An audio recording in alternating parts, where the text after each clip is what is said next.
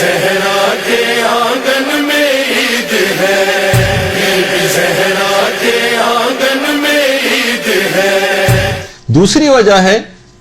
عید زہرا منانے کے اعتبار سے، وہ یہ ہے کہ اس دن ملعون عمر ابن سعد ابن زیاد اور دو ملعون اور ہیں، ایک شمر ہے اور ایک حسین ابن نمیر، جو کہ حضرت شہزادہ علی اکبر علیہ الصلوۃ والسلام کا قاتل تھا۔ شہزادے کے نام پہ درود بھیجیے نا۔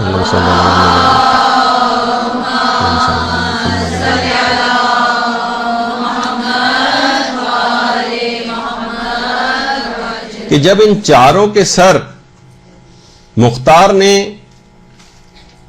امام سجاد کے پاس بھجوائے تو امام اس پر بہت خوش ہوئے اور خاندان اہل بیت کو سوگ اٹھانے کا بھی حکم دیا۔ اسی وجہ سے علماء کی ایک بہت بڑی تعداد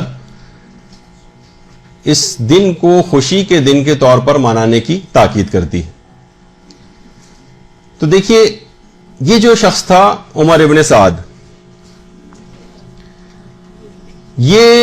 اس نے اہل بیت، یہ تو خیر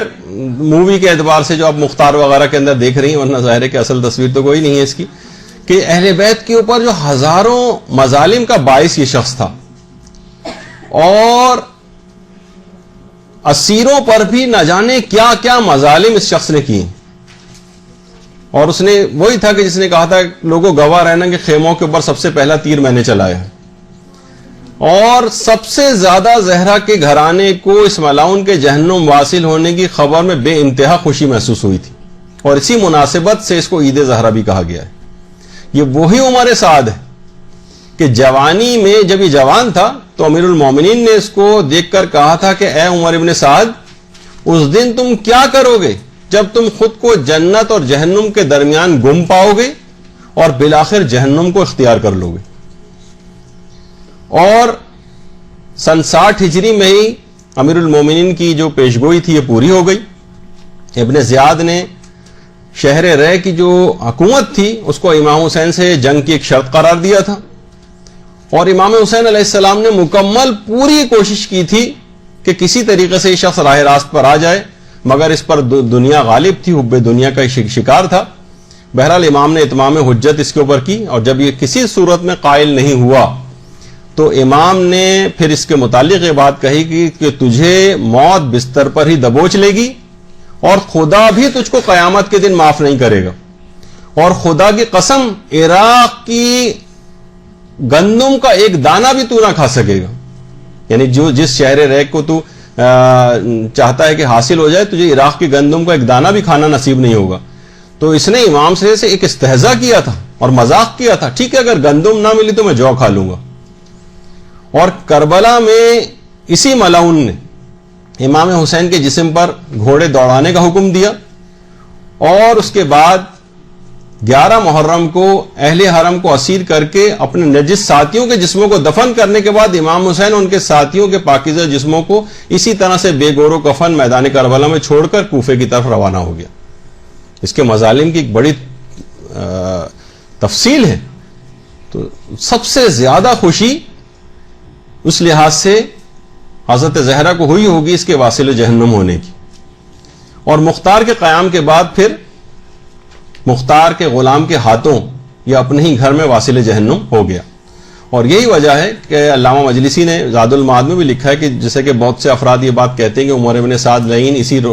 دن واصل جہنم ہوا ہے 9 ربیع الاول کے دن۔ اگر ایسا ہے تو یہی بہت کافی ہے اس دن کے شرف اور فضیلت کو بڑھانے کے لیے، تو اس لحاظ سے یہ بھی بہت کافی، یعنی وہ پہلی والی بات اگر نہیں بھی ہو تب بھی یہ بات بہت کافی۔ اور اس کے بعد جیسے کہ ابھی میں نے کہا کہ مختار کے قیام کے بعد یعنی خود مختار کے غلام کے ہاتھوں یہ اپنے گھر میں ہی قتل ہو گیا، اور اس کے بعد حنفیہ نے ابن زیاد، عمر سعد اور حسین ابن نمیر اور یہ شمر وغیرہ کے سر جو ہے وہ ان نجس سروں کو خدمت حضرت امام سجاد علیہ الصلوۃ والسلام میں بھیجا۔